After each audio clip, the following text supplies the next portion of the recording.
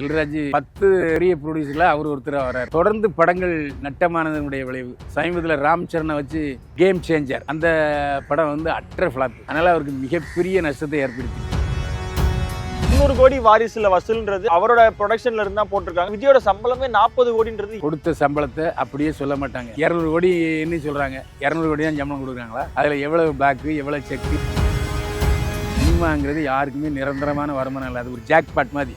திடீர் ஜாக்பாட் வரும், திடீர்னு காடே அவுட் ஆயிரும். மோசமான தொழில் சூதாட்டம்னா முழுமையான சூதாட்டம் சினிமா. இந்த வசூலை பற்றிய செய்திகள் யூடியூப்ல வர்றது, அதேமாதிரி பத்திரிகைகளில் வர்றது அனைத்துமே பொய், ஆதாரபூர்வமற்றவை. அந்த படத்தினுடைய ப்ரொமோஷனுக்காக சொல்லுகிற செய்திகளை தவிர அது ஆதாரபூர்வமான செய்திகள் அல்ல.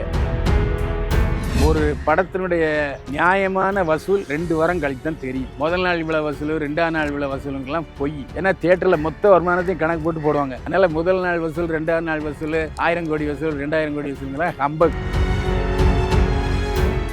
சார் வணக்கம் சார். என்னை வாழ வைத்துக் கொண்டிருக்கும் யூடியூப் சேனல் நேயர்களுக்கு நன்றியும் வணக்கம். வாரிசு படத்தோட கலெக்ஷன் வந்து பாத்தீங்கன்னா 130 கோடி தான் சொல்லிட்டு தில்ராஜா வந்து ஒரு அறிக்கை ஒன்று விடுறாரு. ஆனா முதல் நாள் கலெக்ஷனே 180 கோடி, ஓவராலா வந்து 300 கோடிக்கு மேற்கல் அப்படின்னு சொல்லி மேலன்னு சொல்லி ஒரு போஸ்டர்லாம் வெளியிட்டாங்க. ஆனா இப்ப திடீர்னு 130 கோடி தான் கலெக்ஷனு. விஜயோட சம்பளமே 40 கோடி தான் சொல்றாங்க சார். என்ன காரணம் சார் இது? அதாவது ஒரு விஷயம் புரிஞ்சுங்க. இந்த யூடியூப்ல வர்றது, அதேமாதிரி பத்திரிகைகளில் வர்றது, இந்த வசூலை பற்றிய செய்திகள் அனைத்துமே பொய், ஆதாரபூர்வமற்றவை. ஒரு பில்டப்புக்காக, அந்த படத்தினுடைய ப்ரொமோஷனுக்காக சொல்லுகிற செய்திகளை தவிர அது ஆதாரபூர்வமான செய்திகள் அல்ல. ஒரு தயாரிப்பாளரே முன் வந்து இவ்வளோதான் வசூல் அப்படின்னு சொல்கிறது மட்டும்தான் உண்மையாக இருக்கும். ஏன்னா அந்த கருத்தை தான் இன்கம் டேக்ஸ் எடுத்துப்பாங்க. பத்திரிகையில் வர செய்தியெல்லாம் இன்கம் டேக்ஸ் எடுத்து நடவடிக்கை எடுக்க மாட்டாங்க. ஆனால் இப்போ அந்த 300 கோடி வாரிசுல வசூல்ன்றது அவரோட ப்ரொடக்ஷன்ல இருந்தா போட்டிருக்காங்க. அவரோட இதுதான் எல்லாமே. படம் வந்து 300 கோடி வந்துருச்சு, விஜய்க்கு வந்து இவ்வளோ சம்பளம் அப்படிலாம் சொன்னவங்க இப்போ கடந்த இந்த 2 படங்கள் வந்து கொஞ்சம் லாஸா போறனால வருமான வரிக்காக இது எல்லாத்தையும் குறைச்சிட்டாங்களா? ஏன்னா விஜயோட சம்பளமே 40 கோடின்றது ஏற்க முடியாத ஒன்று இருக்கே சார் இப்போ இந்த படத்துக்கு. இல்லை, ஒரு விஷயம் புரிஞ்சுங்க. வருமான வரிக்கு துறைக்கு கொடுத்த சம்பளத்தை அப்படியே சொல்ல மாட்டாங்க. பிளாக்கில் கொஞ்சம் கொடுப்பாங்க, கேஷில் கொண்டு கொடுப்பாங்க, செக்காக கொடுப்பாங்க. அதனால் அதெல்லாம் வந்து சகஜம் சினிமாவில். அதாவது வெளியே சொல்கிற ஒரு சம்பளமாக இருக்கும், அது வந்து பிளாக்கில் ஒரு சம்பளமாக இருக்கும். அதெல்லாம் வந்து நம்ம டீட்டெயிலாக போக முடியாது. ஆனால் வருமான வரியில் கடைசியாக என்ன கொடுக்குறாரோ அதுதான் உண்மையான விஷயமாக கருதப்படும். என்ன இப்போ ஜிஎஸ்டிலாம் வந்து ஜிஎஸ்டி வந்து நியாயப்படி பார்த்தா வாங்குறவர் தான் கொடுக்கணும். ஆனால் கொடுக்குறவர் கொடுக்குறாங்க, தயாரிப்பாளர் ஜிஎஸ்டியை கொடுக்குறாரு, அதுக்கெல்லாம் காட்ட தான் செய்கிறாங்க. அது வருமான வரித்துறை என்ன செய்கிறாங்கன்னு தெரியல. அந்த ஜிஎஸ்டியை கூட கோடிக்கணக்கில் சம்பளம் வாங்குகிற நடிகைகள் தயாரிப்பாளர் தான் கொடுக்க சொல்கிறாங்க. வருமான வரியிடம் என்ன கொடுக்குறாங்களோ அதுதான் உண்மையான கணக்கு.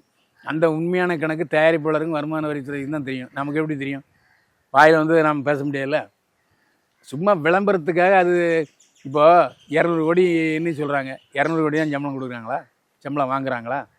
அதில் எவ்வளோ பேக்கு எவ்வளோ செக்கு எவ்வளோ பணம் அப்படிங்கிறது இருக்கும் இல்லையா?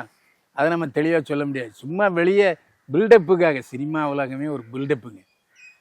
400 கோடியில் படம் எடுக்கிறாங்க, 400 கோடியெல்லாம் படம் எடுக்காங்களா? இல்லை. கடைசியில் ஒரு 3 மாதம் கழித்து இது எப்போ அந்த வசூல் வரலான்னு தெரியுமா? முதல்ல தியேட்டருக்காரங்க டிஸ்ட்ரிபியூட்டர்கிட்ட கொடுக்கணும், டிஸ்ட்ரிபியூட்டரு அதுக்கப்புறம் தயாரிப்பாளர்கிட்ட கொடுக்கணும். 3 கைகள் மாறி வருகிற சமயத்தில் ஒரு படத்தினுடைய நியாயமான வசூல் 2 வாரம் கழித்து தான் தெரியும். முதல் நாள் இவ்வளோ வசூல், 2ஆம் நாள் இவ்வளோ வசூலுங்கெல்லாம் பொய். ஏன்னா தியேட்டரில் மொத்த வருமானத்தையும் கணக்கு போட்டு போடுவாங்க. எல்லா தியேட்டர்லையுமா ஃபுல்லாகுது? இல்லை. அதனால் முதல் நாள் வசூல், 2ஆம் நாள் வசூல், 1000 கோடி வசூல், 2000 கோடி வசூலுங்கெல்லாம் ஹம்பக்கு. அது தயவு செஞ்சு நேரலை நம்பாதீங்க சார். தில்ராஜா அவ்வளோ பெரிய ஆளா சார்? இவ்வளோ பணம்? இல்லை, தில்ராஜ் அங்கே பெரிய ப்ரொடியூசர், அதில் எந்த சந்தேகமே இல்லை. அதாவது ஒரு 10 பெரிய ப்ரொடியூசரில் அவர் ஒருத்தராக வர்றார் தில்ராஜ். இந்த தடவை தொடர்ந்து படங்கள் நட்டமானதனுடைய விளைவு. அது வந்து சமீபத்தில் ராம் சரணை வச்சு கேம் சேஞ்சர் அந்த படம் வந்து அற்ற ஃப்ளாப்பு. அதனால் அவருக்கு மிகப்பெரிய நஷ்டத்தை ஏற்படுத்திடுச்சு, தாங்க முடியாத நஷ்டத்தை ஏற்படுத்திடுச்சு. எப்போவுமே ஒரு ப்ரொடியூசர் வந்து 6 படம் லாபம் வரும். நல்லா கவனிச்சிங்க, 6 படம் நல்ல லாபம் வரும். ஒரே படம் அடிபட்டுச்சுன்னு வச்சுங்க, அந்த 6 படம் வசூலும் போய் இந்த படத்துலையும் மிகப்பெரிய நஷ்டம் வரும். அப்போது சினிமாக்காரங்களுடைய வசூலை வந்து நிரந்தரமாக சொல்ல முடியாது. அது வந்து ஷேடோ பிஸ்னஸ், நிழலில் வர்றது. அப்படியே எப்போ போகுது. இப்போது எனக்கு தெரிஞ்சு லட்சுமி ப்ரொடக்ஷன்ஸ் ஒரு கம்பெனிங்க ஒரே நேரத்தில் 5 படம் எடுத்தாங்க. கிட்டத்தட்ட அந்த ஒரு 17 காரு 18 காரு பிடி வந்து ஓடிக்கிட்டே இருக்கும். அந்த கம்பெனியை சுற்றி கார்களாக தான் இருக்கும்.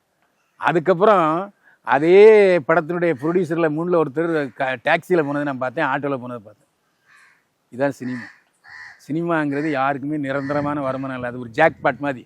திடீர் ஜாக்பாட் வரும், திடீர்னு கார்டே அவுட் ஆயிரும், அவன் கேட் அடிச்சிடுவான். அப்படி ஒரு மோசமான தொழில். சூதாட்டம்னா முழுமையான சூதாட்டம் சினிமா. அதை வந்து சிலருக்கு கரெக்டாக அப்படி ஸ்டடி.